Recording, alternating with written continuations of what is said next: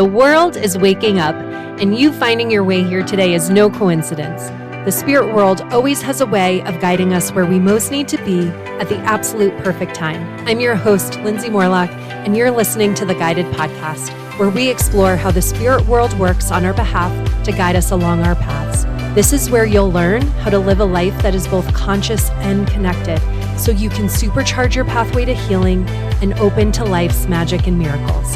Come along this journey to see how guided you truly are. Hello, everyone, and welcome back to another episode of Guided. This week, I am pleased to introduce you to Catherine Keating. Catherine is a highly sensitive empath who works with highly sensitive parents and families in finding ways to thrive. She's the author of There Was Supposed to Be a Baby, a guide to healing after pregnancy loss, which she wrote after her first 2 pregnancies ended in miscarriage, and she found herself needing to dive deeper into healing on all levels, physically, emotionally, and spiritually. Catherine's background is in special education and early childhood education, and she's a certified yoga teacher with additional hours in Yoga For Fertility. Catherine is also an energy intuitive and offers written intuitive readings. She works to weave these passions together to provide a unique healing experience for every client. Catherine lives in Seattle with her husband, 2 highly sensitive children, and her elderly dog, Jersey. So Catherine, welcome to the show. Thank you so much for being here with me today. Thank you. I'm excited. Me too. So let's just get to it and start to dive right in. I know you know my first question that I ask everybody is just share with the audience in whatever way you're comfortable how your personal journey with spirit unfolded. You know, how did you start to awaken to spirit and spirituality in your own life? How did you start to awaken to your own gifts? Yeah, I was trying to think about this ahead of time. And I think it was at the same time 2 things happening at once where I always had, I always knew that I had a connection to something bigger as a really little one. I remember always knowing there was something beyond myself that was out there that was supporting me. I always felt supported. And at the same time, I went through such a journey of, I guess, disconnecting from that and then needing to remember, like most of us. But so I was thinking about the little snippets that were helping me remember. And I don't even know that I have them all in any sort of chronological order or anything like that. But I remember as a really little one, being out in nature, feeling incredibly just calm and knowing that there was something there holding me. And then I remember, I guess it was later on, about the time that I was getting married, because it was about the time I was getting married was when my grandmother died. And that was the first time that I remember feeling oh, this thing that you have, this feeling that you have, this is actually coming from the other side. And it was a really beautiful moment where the day that my grandmother actually died, I was in a yoga teacher training retreat. And it was the very last session of the yoga teacher training. And I was in the last bits of it, the Shavasana, being led through this beautiful meditation. So I was in that space. And my grandmother came to me in that space, and we met at this place that was our special place back in Indiana, long story, but back there. And she came and we watched the blue herons, which is the thing we did early in the morning. It always was really special to me to have this quiet time alone, just me with my grandmother. And we would watch the herons, and she would sip her coffee, and she always would make me hot chocolate while we did that. And it was a special time. So she came in that form and we watched the herons. And then she said, "I'm so proud of you. This whole thing, I'm leaving now." And she left. And when I got home from the retreat later that day, my husband met me at the door and was like, "Hey, come on in and sit down. I need to tell you your grandmother died today." And I was like, "Oh, I know." And I was like, yeah, I know. And that was a few months before our wedding. And so fast forward to our wedding. And I remember we were driving down our wedding. You were there. It was at the Jersey Shore. And we were driving down to the shore. And I remember I was looking out the window and I looked up at this cloud and I just felt, so I don't hear voices. It's I just feel words come into my body. I feel the message comes in and then it just translates as words. I don't know how to explain it, but I felt my grandmother, and she said, don't worry. it's not going to rain. I'm going to make the weather perfect. And I was like, oh, well, okay, whatever. And then at our rehearsal day, the Friday right before, it was downpouring. Like it was like the kind of rain where like it was like coming up from the ground, you know, splashing everybody. And key point here, our wedding was outside and there was no tent. There was no like indoor option. Like our wedding was going to be outside. And if it was raining, it was going to be like a 1-minute wedding and whatever. So the weather was important. And I remember on that Friday, so many people were like, well, what are you going to do? And I was like, it's fine. We're going to be fine. Don't worry about it. And like, what are you going to do? What are you going to do? And I remember mentioning to some people, because at this time, I also thought this was like normal to have your grandmother visit you and say things. So I was like, oh, don't worry. My grandmother told me. And they're like, well, your grandmother? Like, she's dead. She told me that. And I was like, they'd get like, what? Anyways, woke up that Sunday. It's not Saturday, not a Sunday. Woke up that Saturday and it was the most picture perfect Jersey Shore weather day the world has ever seen. Like no humidity, clear skies. It was gorgeous. And I was like, yeah, I know. So anyway, so my grandmother was the first one to show up as like, yes, there are guides that are coming in to help you. And then so got married, fast forward through some of that. I got into yoga teacher training and I started studying a lot of different kinds of spirituality, which I'd always been interested in. Like I went to a Jesuit university. I went to Boston College and I always really enjoyed the connection to a higher being, like a God or whatever, but I had such a difficult time making sense of all the rules of Catholicism. And then like, I couldn't mesh the two, but I always felt that, you know, divine presence. But anyway, but I studied other religions and spirituality things. I've always been interested in all that. So then got married, yoga teacher training. And then, you know, we decided it was time to think about having babies. And my first 2 pregnancies ended up in miscarriages. And that totally threw me for a spiritual loop. And I think that for me personally, even beyond like the missing or the longing or whatever, I had to figure out spiritually what had happened to those babies' souls, like what was going on and like what did this mean for me? What were my lessons? All that kind of stuff. And I think in grief too, you know, not I think I know, in grief, that veil opens. So, you know, it's like a curtain comes up between you and whatever you want to call it, the other side or whatever. And I felt when you dive into your pain that deeply, right? Or when I dive into my pain that deeply, I was just met with such an unconditional love and like a holding of that space. And it was so sacred for me and so important for me to be there, to really sit there and to let whatever come up. And that actually too was one of my first doors opening into realizing that, oh my God, I have been like letting my energy source just be depleted for years upon years upon years upon years. And like, I got to take care of myself here. So there was a lot of healing that happened in there. And then after working on a lot of that healing, I got pregnant the 3rd time with my son.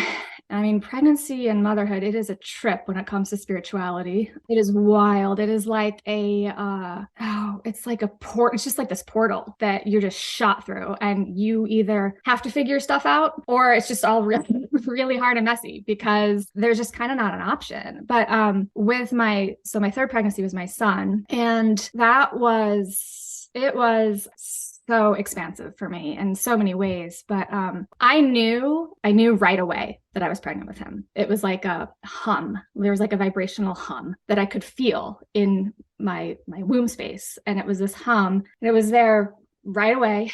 And then I would check in with it every day. And of course I had a lot of I was very nervous because I had lost 2 pregnancies. And it's terrifying to be pregnant again. So I was, you know, really nervous, but I think spirit granted me the gift of like this hum, like I could feel his vibration in me. And every day I could check in and feel it and know he was there. And that also gave me the gift of really trusting my own intuition and really knowing, like, I know that XYZ test might say, like, there was a test that said that my progesterone was really low. So my midwife told me to prepare for maybe another miscarriage, but I was like, but I feel him. I know he's in there. So anyway, moving on down the pregnancy, you wouldn't be surprised when you see him. He's a tiny guy and he was a tiny baby. And towards the end of the pregnancy, I wasn't measuring as big as my midwife wanted me to be measuring. And she got nervous. Oh, wait, before I say that, I got to backtrack to the fact that I was having a Reiki session with, and I've always been interested in all the healing arts. Like, you name it, I'll try it. I'm like, sure, that'll be great. So I was in a Reiki session and she was working on me, and I went so far outside my body, like way far off into the cosmos, where it was like one of those things where it was like I felt time stopped. I felt everything all at once, and I could see and know with every cell of my being that everything was perfect. Like, no matter what happens, everything was perfect. And it was just the way it was supposed to be. And I felt this rush of, can't even describe the love, like felt this rush of completely divine love and so healing. And it was like, my son's soul and my soul met up there. And he said, don't worry, I'm coming. They will tell you that there's something wrong with me, but don't worry, I'm coming. I'm here to be your teacher. And I was like, okay. So I brought that back through. A couple of weeks later was this time I was just referring to, where my midwife was nervous about like my measurements weren't as big as she wanted at that time. So I had to go in for this emergency ultrasound. They were checking to make sure that blood was still going to his brain. And there was all this like hubbub around like, do we need to induce right now? And I was like, he's fine. He told me he's fine. But, so we went in and he was fine. The blood was fine and all that was fine. They did doctors. Someday I'm going to have a chat with doctors about words to say or not say with people, but they said, I remember them going, the one abnormality we find is his legs are measuring at and they named some ridiculous number that like wouldn't even be possible, like 16 weeks gestation. And I was like, okay, well, that is anyways. And so they planted the seed in my head that and they told me there was a chance that like his legs were going to be completely deformed and like all this stuff. And I was like, oh, okay, thank you. But anyways, and then went on to have him and have him at home, and which was our plan. And it was beautiful and wonderful. And and he was there. And I was like, I knew you. Yeah, here you are. And it was like, when I met him, it was like, oh yeah, okay. Yep, I know you. So then that was him. And that experience of meeting him like that when I was pregnant with him has informed a lot of my parenting since. So with that moment, my suspicions were confirmed, where I knew that these babies are coming, that babies come in like full spirits, like full souls, like they're coming in here with their own agenda, their own purpose. And I'd always had this feeling that like we're here for blips of time and then go back and come back. Like I'd always had that feeling, but it was confirmed for me that, it's not my job to like have this baby and teach it everything it needs to know and like create this person that does X, Y, Z, but that this baby will arrive fully himself, herself, whoever. And it's my job to support, to hold, to open doors where I can, but to let them lead, really, because they know what they're here for. It's our society, our culture, everything else kind of tells us otherwise. But if we're allowed to stay connected, we know what we're here for. And so it informs that moment, informs a lot of just my perspective and how we go about a lot of things. And now they're getting older. They're 10 and 12 now. And it's an interesting time. And I definitely don't know what I'm doing with an almost teenager.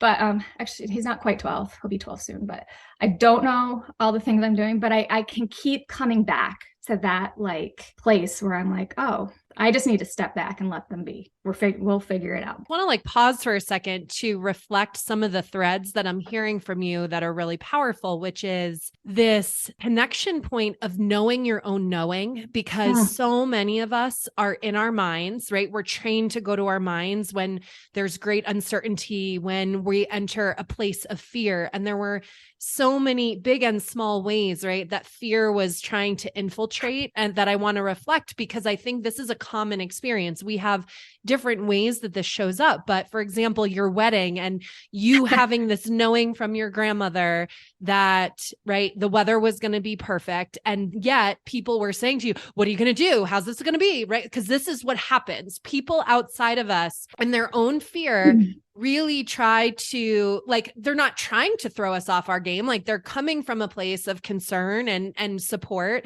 and love. However, if we are not solid within our own knowing, that stuff really rocks us. That external influence can really rock our foundation. And yet when you stay connected to your knowing, like it didn't rock you, like around your wedding, that didn't shake you because you just knew, right? Same thing with your son and him literally coming to you and saying, hey, this is what's going to happen. And the whole thing did unfold exactly the way that he said it would. It was such a gift, right? Because it allowed you to stay connected to that knowing. And I think that's something that is available to all of us. And for you, you get specific messages, you get the download in your body, and then it translates into words. And so some people I could see might be being like, well, I don't get that kind of information, or that doesn't happen for me. But the truth is, they do get it, because it's quite simply, how does your body feel, right? Like a lot of times things don't make sense, but our body feels really calm about it. And that's the knowing. It doesn't have to be all these words and these messages, but that's the knowing. And when we allow ourselves to trust our own knowing, that's that connection. That's where the peace comes from, no matter what's going on around us. And so I hear so many themes in what you're saying around these gifts of knowing and how that has served you and supported you along your journey. And then dovetail that into the whole knowing around, because you are one of the few parents that I know that constantly pulls yourself back to the remembrance of, I am a steward of these souls being your children in this lifetime. I know that I'm responsible for these souls, but I'm responsible for helping them to live their purpose and to learn their lessons. And I think so many parents feel responsible in a way that leads them to the false belief that they need to control the experience that their children are having. I'm sure that's all perfect too, because it's part of the parents' lessons, it's part of the children's lessons. But I just hear that from you a lot when you speak about how you're constantly pulling yourself back to that remembering of they are their own souls. They've chosen me and your husband as their parents, and we are stewarding them through this lifetime to support whatever missions they are here to essentially achieve. Yeah. And man, these kids right now, I mean, they are here on a mission. And I'm not just talking about my two, but like I've worked with tons of kids and I meet a lot of kids. Recently, I've even been doing like baby energy, like spirit readings for some friends trying to get pregnant or are pregnant or whatever. And the knowing and the wisdom that these babies are coming in with right now, it is wild. Like they are here on a mission. We just need to support them and let them do their thing, because they're here to make some magic. And we so desperately need it. I mean, this is the generation that's coming in to help humanity. It gives me chills. It's so beautiful. Can you highlight or share some of the things that you're seeing or that the souls are coming in sharing with you about what they're here to do? Well, yeah, sure. I'll try.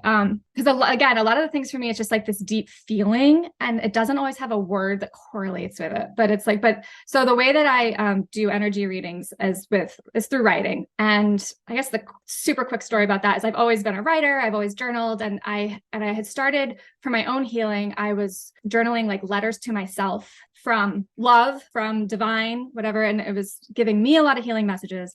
And then it became so powerful and like so clear for me. And this was during COVID when everything was, quiet around. So I started experimenting doing it for other people to see if I could, receive messages and guidance and love and healing for other people through my writing. And the answer was yes. And so that's been a really powerful and delightful way for me to get to share all of that. And then from there, some people that I was working with or doing things for have said, like, they'd say, hey, do you think you could maybe try to get pregnant and feel the spirit, but like, do you think you could maybe touch in there? And so, yeah, so I've only done a handful like that, but they all have had a very similar theme where they're very clear about waiting for the exact time when they're supposed to come in. And we're saying to the mother, like, it's not you, like, don't stress about like your like, it's nothing that you're doing wrong. Like you're not getting pregnant right now because you're doing something wrong, like physically or whatever. I just have to wait for the exact right moment to come in because my purpose has to unfold in a certain way. And so then they're like waiting for a specific shift in the universe or whatever. But the feeling that I get from them is that they are coming in like very aware of their purpose. And it feels like they're not going to go, so like they don't have to forget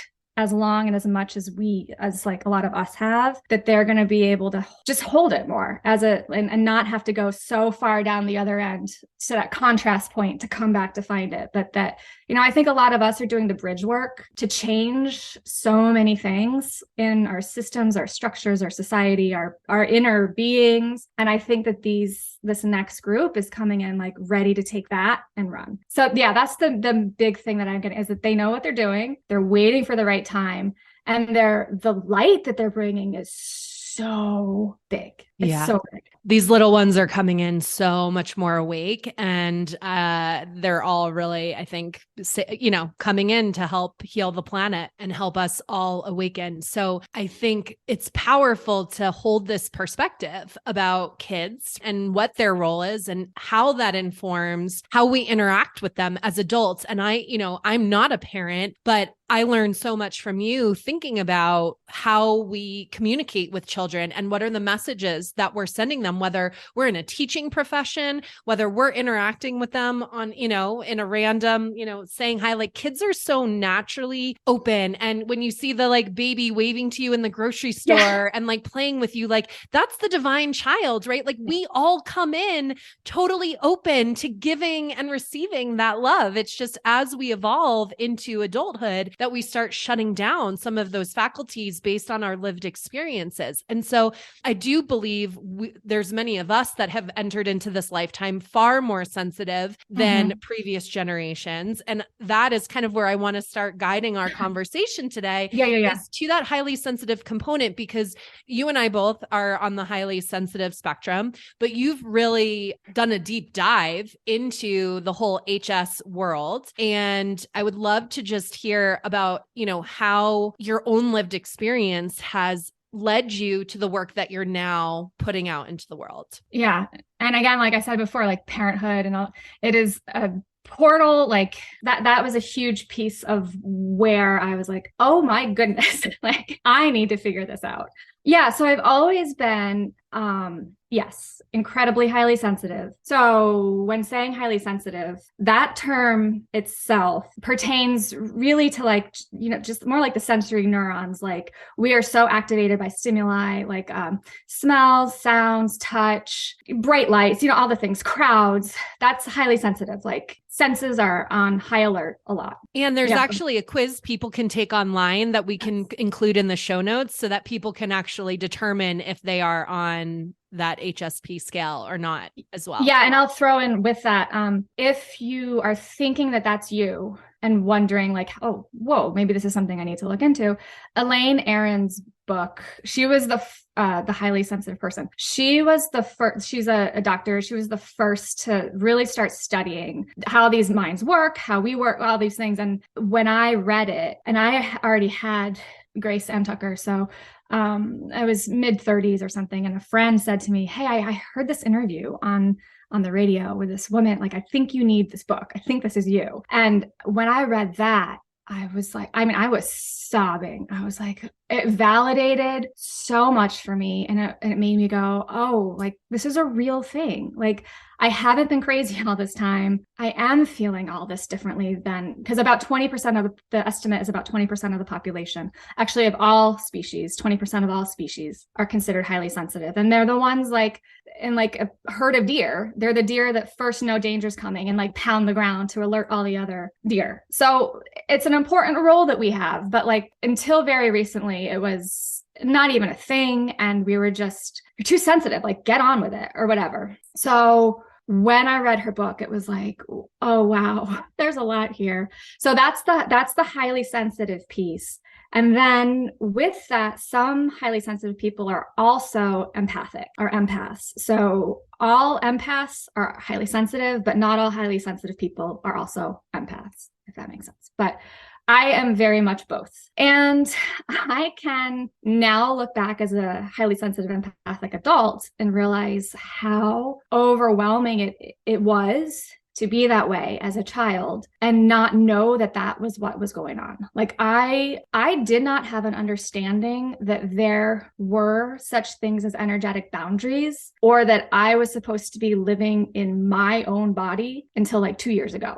And I'm 42. I'm 42. And so it took me till I was 40 years old to understand how to actually like live in my body and not feel everybody else's bodies. And so that's a really strange way to go through the world.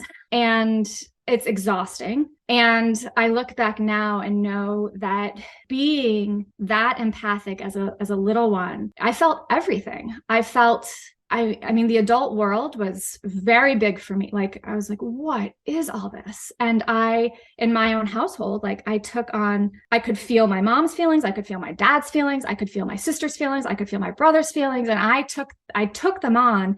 And I decided it was my responsibility to make sure that all those feelings were good, happy feelings, because it was too painful for me to feel stress or like anything that wasn't, peaceful and happy. So yeah, and it's not realistic either, right? No, but you don't know that when you're 4. And so that's part of why I'm so passionate about talking to families, and I want to talk to the kids specifically, give them language for this stuff. Like, yeah, you're completely overwhelmed. And also you're feeling like your dad. We have to be very aware of where we're holding our own energy and stuff, because it totally spirals into the kids. And we need to be constantly taking care of our stuff so that they can take care of their stuff and, do themselves. But anyway, I decided at a really young age, I would just make sure that everyone around me was super, super happy, and that I would do the very best that I could do all the time to be perfect at so many things, like all the things probably, so that no one would ever have the chance to be like upset with me, or that I would never disappoint someone or lead to something that would cause the feeling that would make me feel so, I don't even know the word for it. Like, not to be dramatic, but like if someone was upset with me, it almost felt like a death. It was like, I can't go on. Like, I understand that. If someone would for me, it was anger. If there was anger, it would hit me like a dagger through my stomach. Mm-hmm. And it feels like such a threat. It feels like danger in your body. Yeah, yes. That's how I decided I would cope with all the really, really, really big feelings was, well, if I'm just perfect enough and do everything well enough that I can control what everybody else is going to feel and do, and I'll stay safe that way. Because it feels like danger in there. Yeah, so that's how I decided to go about things. And like up through high school, college, like all of it. And one of my best friends from college, now we laugh about it now, but the last time we laughed about it, I like choked and like almost started crying, because I realized I was like, this actually isn't funny. This is like such an indicative. Well, so the story is that when we arrived at school as freshmen in college, the shared bathrooms and the shared mirrors and all that stuff. And I had just been in there taking a shower, I guess. And I remember I was blow drying my hair, and she came in to blow dry hers, and she said something like, "Are you using that socket?" And I pulled out my hair dryer. Like, no, you can have it. And I pulled it out, and she was like, "Well, if you're using it, you can use it." And I was like, "No, no, I'm done." And like left the bathroom and went to my room and like sat down on my bed, and I was like shaking. And I look back now and I'm like, well, that was a really interesting response. But I also, all through all this, also, I should say that I always, like I said in the beginning, I always felt a deep connection to something bigger. And I always knew there was this like deep love that lived within all of us. And I wanted everyone else to have that too. And I think somewhere along the way, I confused a lot of that and decided that like, if I didn't have needs or show up with like a lot of stuff, then other people could probably feel that too. They could feel that love. They could feel that like peaceful thing that I get to feel. And so I kind of just gave away a lot of my best stuff for a long, long time so that I could share that with others. But it got convoluted in this thing where I decided I shouldn't have any needs because that would be bothersome to other people and whatever. So yeah, so I was like an 18-year-old freshman just blow drying my hair and went, oh, this other person needs it more than I do. I got to go, and like left. And it was like, well, that's a bizarre response. And we don't even think twice about it at the time. No. And the thing that I've learned is that's not a bizarre response for an empath who has spent their life trying to like control everybody's feelings and like feel okay about the way they're feeling. And so that takes a lot of work to then unwind. You make a good point though, because we spend the majority of our lives, right? Like in your case, right? You're like, I'm just going to abandon my own needs. Like I don't actually have needs. Right. I don't need to have needs. Right. And I'm just going to make sure I can accommodate everyone else. And this is one of the ways that we learn how to keep ourselves small to make other people feel comfortable. And as adults now, and I think this is a really important point for lots of healers or energy workers, because I think when we start, stepping into, the proverbial spotlight, whatever that looks like, big or small, right? And we start being seen for who we are and how we really are, our authentic selves, not all of these masks that we've put on in order to be okay in the world. It creates fear, right? Like it's scary to step into our power and be like, okay, who am I now? And because it changes the dynamic of how we are in relationship with other people. I mean, our families know us to show up in a particular way in relationship to them. And the minute we start showing up differently, it's like, wait a minute, they're renegotiating like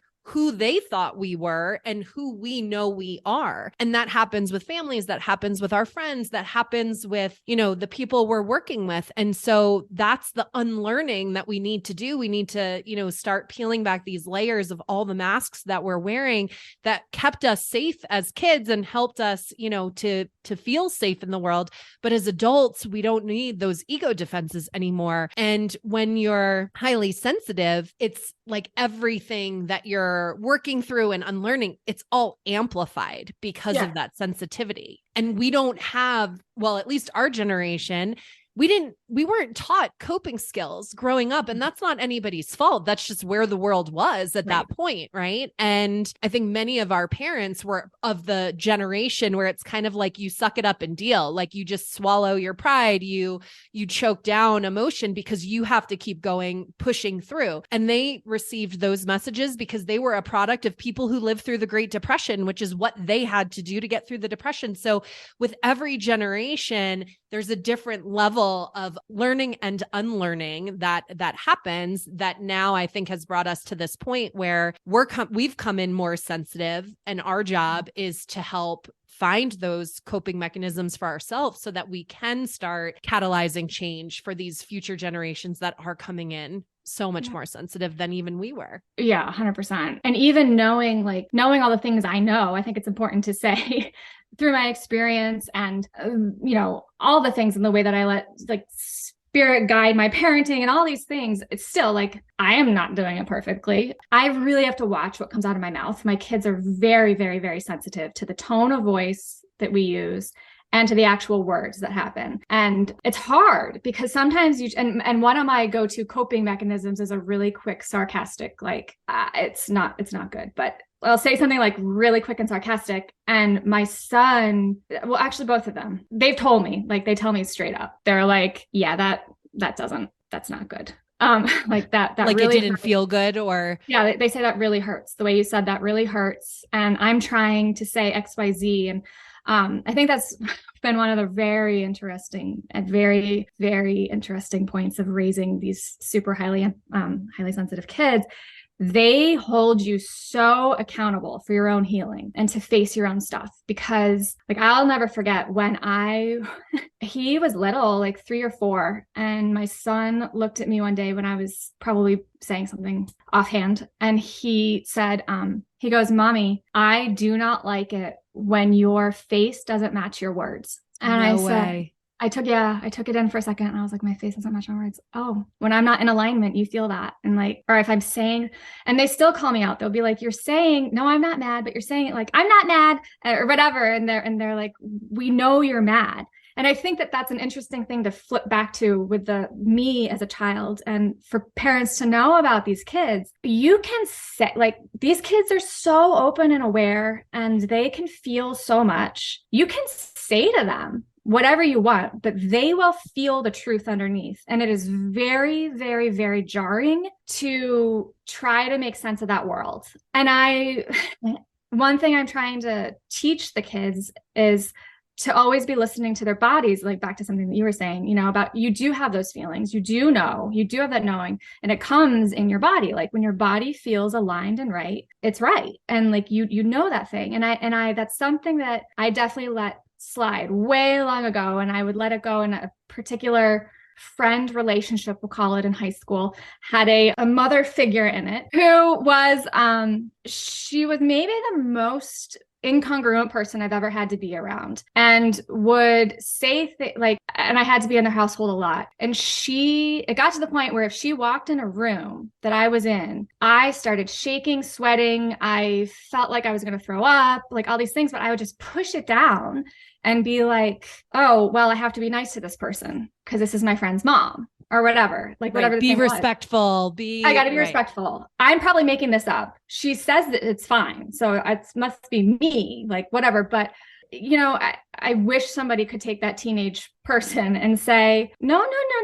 When your body is shaking and sweating and like crying out for danger, danger, danger, you're not safe. Like, right. Walk away from this person, and that's okay. Like, you don't, anyway. So when there are moments that the kids have some sort of a physical reaction to something, or I can see them close up, or whatever the thing is, I try to kind of quickly talk about it with them and like debrief and be like, so just notice that feeling? That was your knowing. Like, you didn't like that situation. It's okay to leave, or whatever. And when they do right now, so my son's in 6th grade, and, you know, middle school, like you're trying on different things. You're like trying out different people, you're doing this stuff. And we can see when he's completely like on himself and centered, and he feels like himself. I'm like, oh, there you are. And then he'll kind of trickle away and try out this other stuff. And then he seems like this real, you know, like, I don't know what the word is. It's like his energy is super scattered. And we're like, oh, buddy.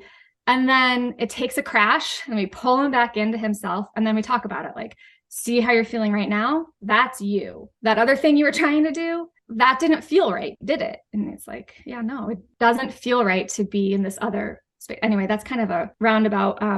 But I think your point is well taken, that, you know, sometimes when we don't have these feelings in the body that feel good, there can be different reactions, but sometimes we're like, oh, something's not right. I need to feel good again. And we avoid it. But the truth is in that situation in high school, when your body was shaking and sweating and your body was telling the truth, you were not safe in that situation. And your intuition was working correctly, right? It's right. Just, this is how we learned to discount our intuition, and we didn't have the coping skills or mechanisms to really know what to do with it, which is why I think it's so beautiful that you're now able to take that experience and do it differently with your own children to really help them stay connected to their body. Like, I wonder sometimes, like, what would that have been like if we had all been encouraged to stay connected to our physical bodies, as opposed to, right, dissociating in the many ways that we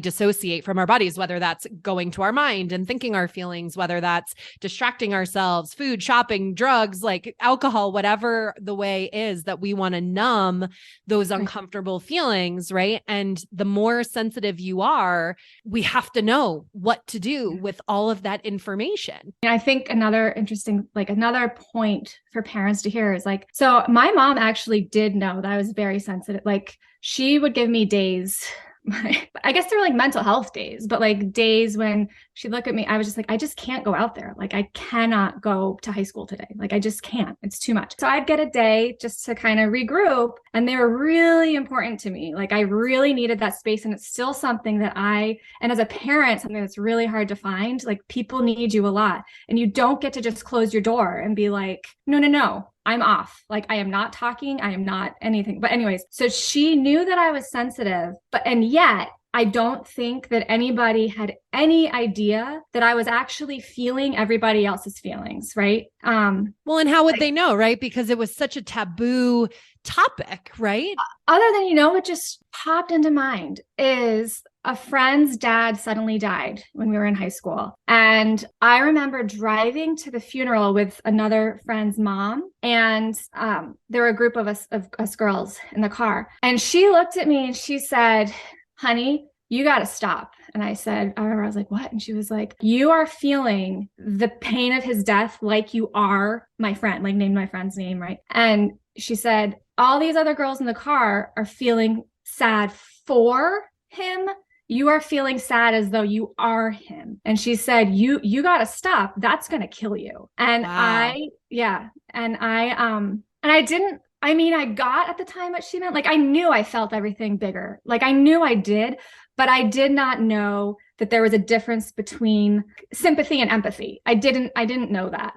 And It took, if I had just listened then, I would have learned a lot about boundaries, but it took a lot for me to decide that I was worth that it actually didn't help people for me to feel their feelings for them. That doesn't actually help because it just brings me down. I'm not able to actually be like a helping person because I'm so depleted by feeling all these other feelings. I think you're bringing up something that a lot of empaths struggle with. And it's interesting because I feel like I'm a trained empath, but I wasn't always empathic in the sense that I feel lucky in some regards because I didn't grow up. I could sympathize. I could understand someone's experience, but I wasn't necessarily feeling what they were feeling. I now am empathic after, training myself to feel into what other people are feeling, but having the discernment now and understanding both sides of that coin has been really helpful because as an empath now, I'm like, oh my gosh, if you are not clear on what your own energy feels like and you don't keep your own energy clear, you can't discern the difference between what is yours and what is someone else's. It genuinely feels like yours. The thing I want to clarify for people though, is that when we are feeling what someone else is feeling, if we identify it, that it's someone else's feeling, the body will, and it's really not ours, it will clear immediately in your body. But when it does not clear in our body, we are resonant with that energy and it is ours to process. So I think a lot of times people feel like the empath or empathic ability means like you're taking on the emotions of other people. You can't process someone else's emotions. You can only process your own. And so if you're feeling someone else's emotions and they are staying strong and present through your body, it's because you are resonant with that energy and those emotions are now yours to process. And I think that's important for people to understand because it's one of the ways we can mistakenly bypass our stuff because we just think we're taking on everybody else's emotions and it's not really ours, but it's not true. There's something resonant within us that we are being asked to look at and move through. And so the next time, if you work through it and move through it, the next time you feel that in someone else, you're able to identify it, right? You're like, there's literally nothing I have to be upset about right now, or there's no reason I feel anxious. If you identify that and it's not resonant with you, it'll just clear. You'll know it belongs to that other person. But I do think as an empath, that is one of the hardest things, even for myself. Still, I have to bring so much conscious awareness to like, is this mine? Is it not? And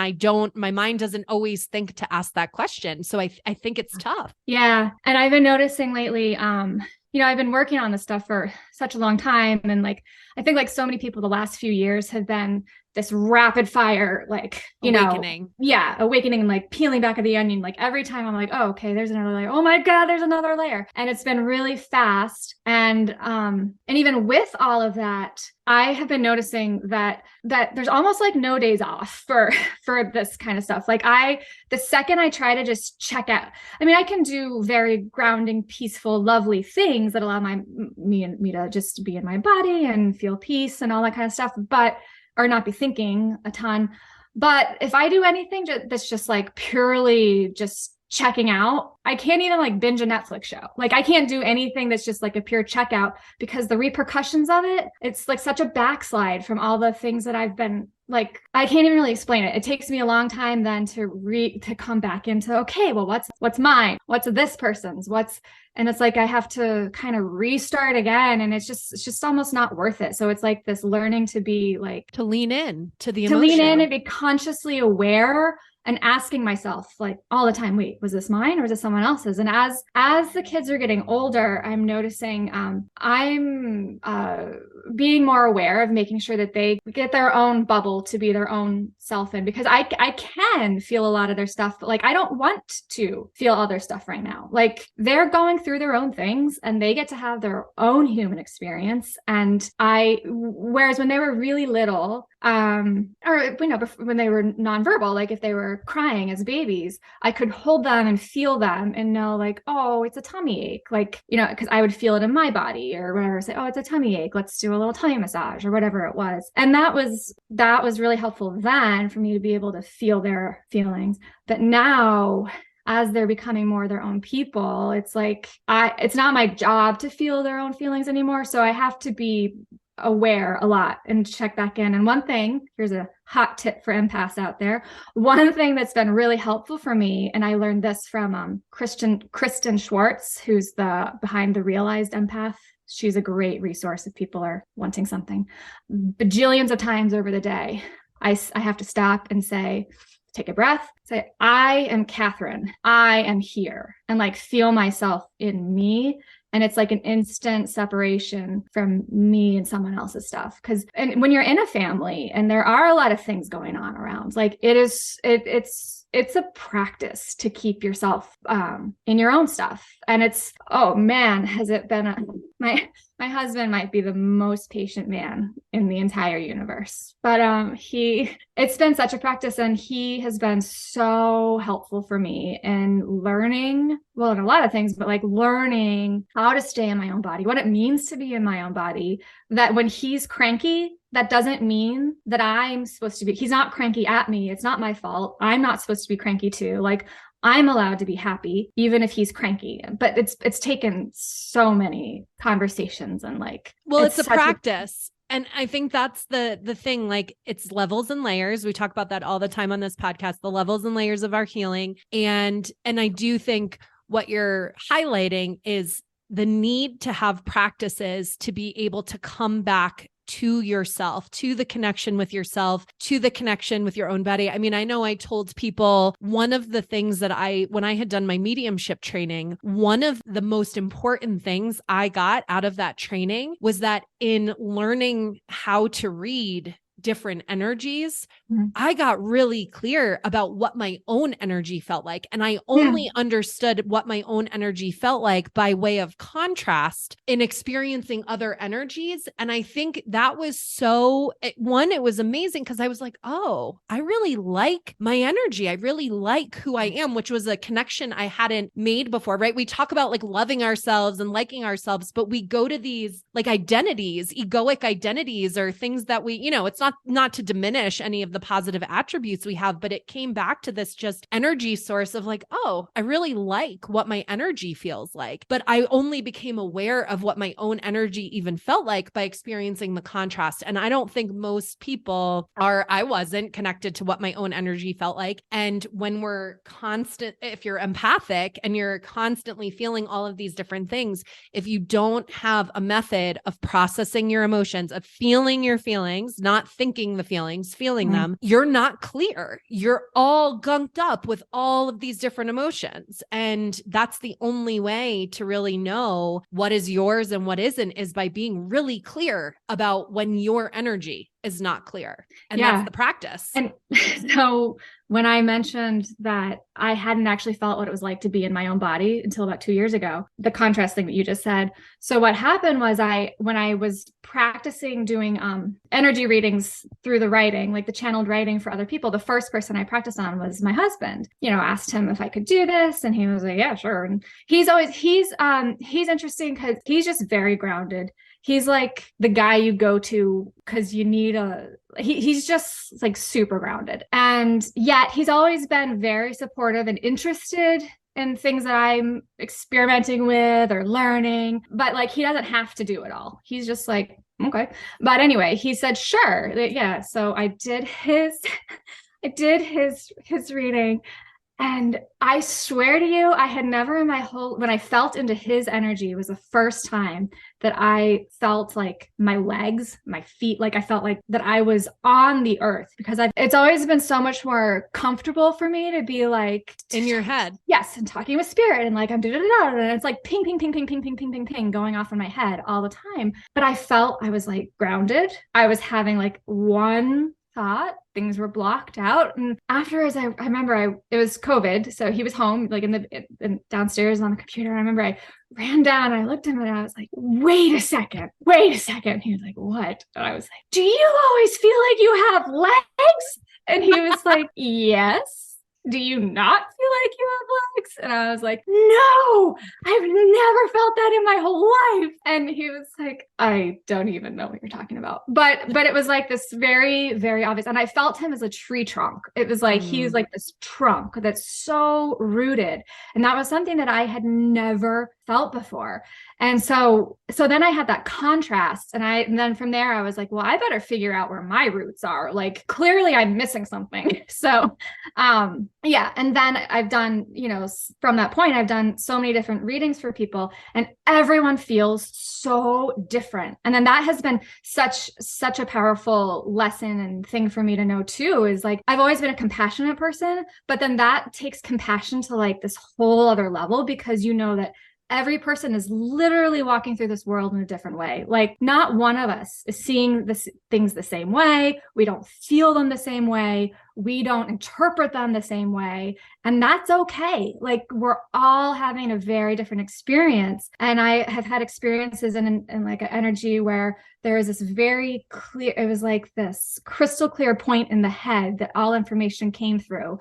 And it was like a channel straight down. And then that was it. And then I've been, and I don't know, it's just interesting. Like we're all so different. But like you said, with the contrast, it took contrast for me to realize like, oh, wait, I bet I'm supposed to have some roots too. Okay, let's figure this out. And now that I get that, it feels so good to be in my own energy. And I don't like I still like, I can hop into someone else and do their writing and give it to them. And then I quickly, like I hop right back out because I like mine. It's right. Nice. And we're supposed to be in our own bodies, right? Yeah. And I think you're highlighting another important point, which is we want to be grounded and connected, right? So you were connected to the ethers, but without a way to ground it, right? And so it sounds like he showed you that contrast of this is what it feels like to be rooted, to be grounded. And so I do think when we experience that, then we can bring that in and be like, right, so I can maintain this connection, but it's going to feel much better in your body to bring it through when that energy can be grounded at the same time. And you don't feel like you're floating off the planet. Right. And yeah. And like, that just took me in a 2-part thought. One is that we have to be grounded to be able to use that information and like hand it to the world as a healing. Like I have, and the other thing I asked him, I remember, have you always felt like you had legs? And I said, and you don't feel like there's just information flying in all the time?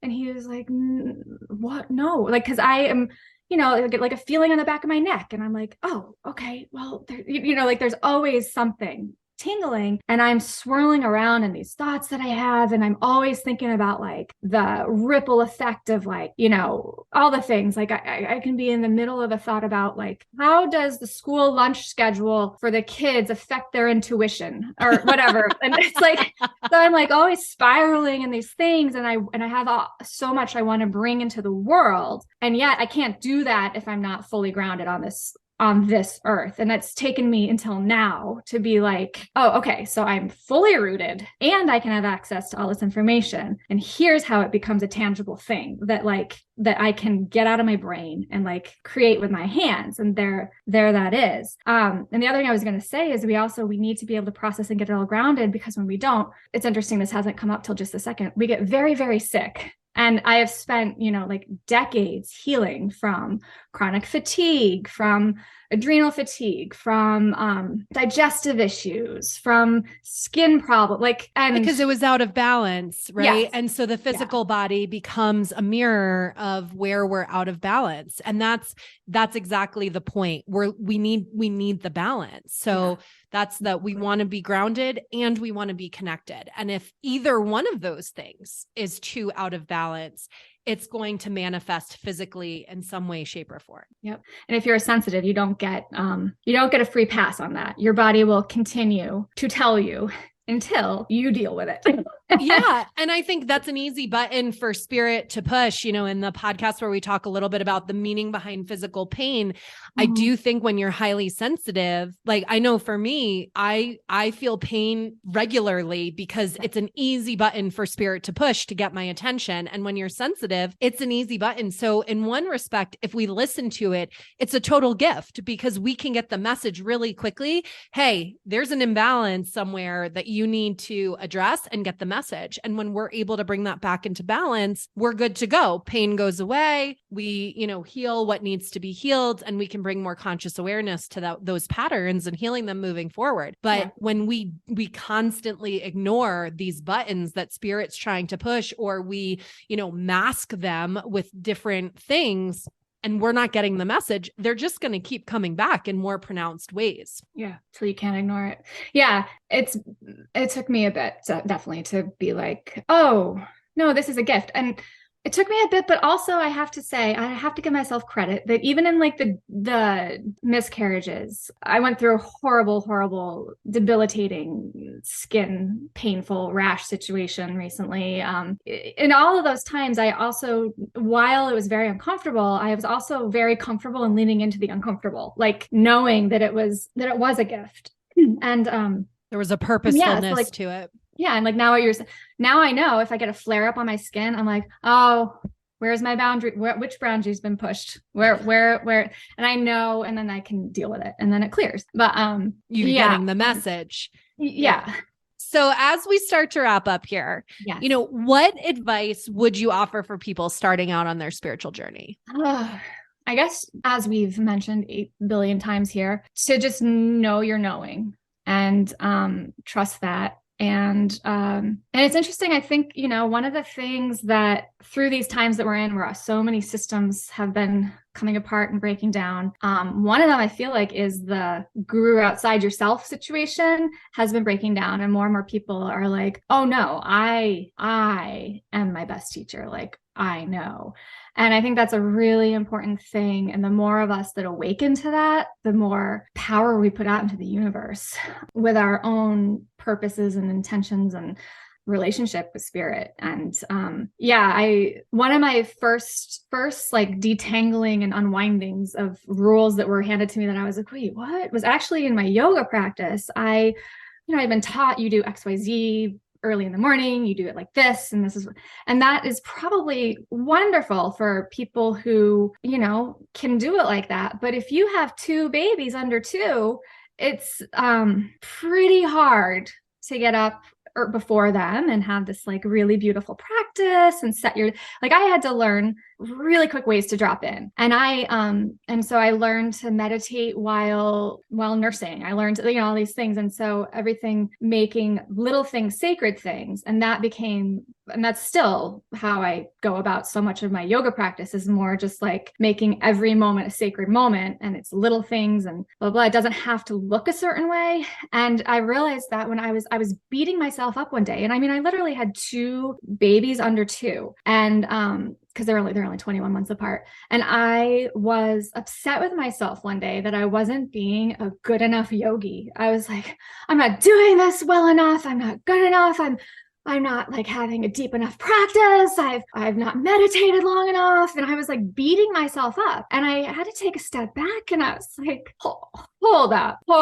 If a yoga practice is to find inner peace, what the hell are you doing to yourself right now? And I had to just like let it all crumble away. And honest to goodness, my yoga practice has never looked the same since. Like I just have had to be like, yeah, no rules around this one. Like I have no rules around anything in my life, because it's just like, other than our rule in the household, which is don't be a jerk. But I don't have a lot of rules because they tend to just mess with me and mess with my inner knowing and make me go, no, wait, that feels so off. And being so sensitive, anything that feels slightly off, like it feels so off, and will throw me into this whole other place. So I think that's the main thing, is just know your knowing and know it and be okay with it. Like, it's okay if your friends tell you that, well, that's not how I did that. Like, I spent 3 months in Tibet, or, whatever it is, whatever. That was a really random thing there, but yours is going to look different, and that's a-okay. And that's actually the beauty of it. And let all the rules drop away, and let what comes to you come to you, because and you're lined up to learn exactly what you need to learn and to share your very special light with this world. It's true. And I think, we look to rules. Some of us look to rules to make us feel safe. I know I was the quintessential rule follower, and now I'm trying to unlearn all of that because they really don't serve us, and they just keep us in boxes that we're not supposed to be in. So I think that's really wise advice. And I love to end on this question. How do you see magic and miracles playing out in your own life? It's actually one of my barometers, how things are going. Because I am even while I was saying as a little one, I wanted to make sure that everybody else around me was very happy. That's true. And at the same time, it's also true that I have a naturally pretty joyful disposition. Like, I tend to see the good in things. I'm optimistic. Like, my husband will make fun of me sometimes because he's a little bit of the pest. He's like, he'll be like, oh, well, that's not going to go right or something. And I'm like, well, of course it's going to go right. It'll be exactly the way it's supposed to be or whatever. But I do have a naturally joyful disposition. And so this other thing, it wasn't a far reach for me to try to make other people feel joyful, because I do authentically feel a lot of joy in this world. And so now it is a measurement, like a barometer. If I am not seeing miracles and it doesn't feel like joy and delight, then I know something's off, that I need to either cocoon myself and like take care of something, or I just need a nap. Or I need to eat a nourishing meal or something like it. And it's not not all sunshine and rainbows and that easy, really. But my natural place to be is to feel very close to joy. And I think it's one of the most, and here we go, I'll circle right back to my passion for giving highly sensitive kids and families words and tools and acknowledgement and boundaries to be themselves, and an understanding of how to unlock their superpower of sensitivity, is that while, yes, when we're super, super sensitive and empathic, the world can feel incredibly chaotic and heavy and blah, blah, blah, blah.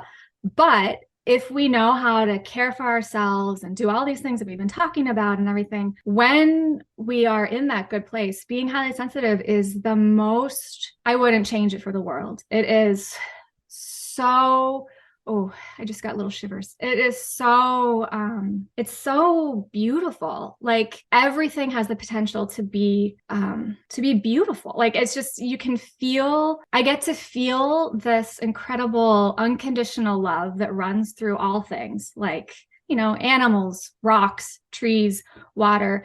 This divine unconditional love runs through all things, everywhere, all the time. And if we are tuned into it, it runs through us too. And we get to feel that and feel connection with everything. I mean, I could literally sit and stare at like a flower for like a whole day and be content. It's because it's like feeling so much from it, and like feeling a message and feeling the beauty. And it's like William Blake's quote, the universe in a grain of sand. I'm screwing up that poetry, but the miracles are everywhere. And when we are aligned and have our boundaries, and we're grounded and connected and balanced and all these things, we get to feel the world as being so, so, so miraculous. And yes, there's always going to be pain, and there's always going to be like horrific things going on. And still at the root of all of it is this divine love that I would never want to change, despite all challenges that have entered my long and winding pathway. Yeah, beautiful.